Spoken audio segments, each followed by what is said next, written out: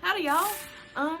Today's video is going to be another page for my future portfolio. It's very nature themed and I absolutely love how it turned out. I think I'm going to try to get a sticker sheet done of this so you guys can purchase them if you want, but I love it. In this intro I would like to talk about a little bit of how we get to that point. I carry around several sketchbooks with me, you know, just in case inspiration strikes, I suppose. But I always start out with thumbnails inside my sketchbook, and you'll notice that they change from the beginning sketch to the ending sketch. And here's a few more that are on the page and a few that did not make it to the final page. But I really love my salamander. And that's all that's in that book. But here I have a bigger one done of my skull that I did. And you'll see it's still not what is on the finished page. It's still just mapping out what I want to do. And then after we get that part of the process down, I go in and I trace each individual sketch, because whenever you're doing art you really need to learn to streamline your art, and I know it can be difficult to redraw something from start to finish.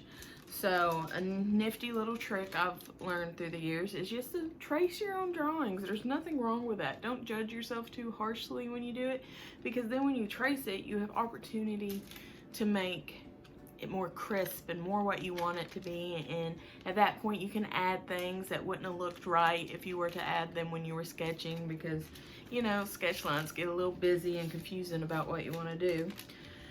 Here's that one, and I did this one and this one as well.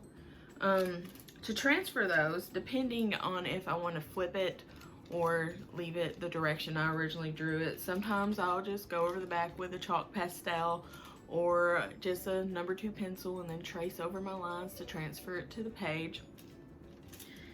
And that's pretty much it. If you want to see a video on how I do that, just let me know. But I want to tell you guys a little story about how we came up with this. Say we like I'm more than one person. Split personality syndrome. I don't know, I've never been diagnosed. But I'm in this group on Facebook, Goblin core group. I just recently became aware of internet cores. I'm not social media savvy whatsoever, so excuse me for that. But everyone keeps posting nature things and mushroom things, and I really wanted to design my own. And someone messaged me requesting a skull tattoo, and that's where this sketch came up. If you still want it, let me know.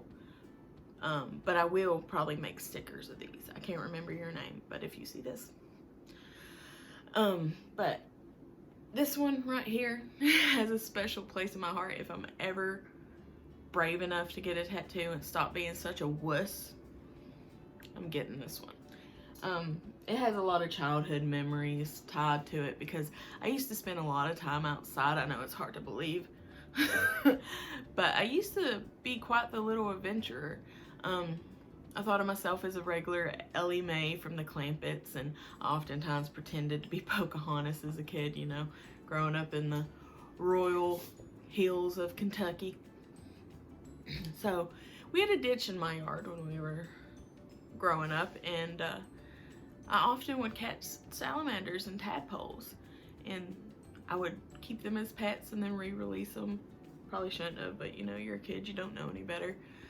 And I included the forget-me-not flower, yes, because you know it's a childhood memory, and I thought that would work well with the piece. I don't really know what else to say. I decided to do the little gold lines in between it, just because I wanted it to be more whimsical and not as plain as my Mother's Day tattoo flash sheet was, so that's why I did that. Anyway, this video is just going to be a speed paint. I didn't want to make y'all sit through all the transferring because that is tedious work. I hope you liked the video, and I hope you have a great day. Please like, share, and subscribe, and enjoy. Bye.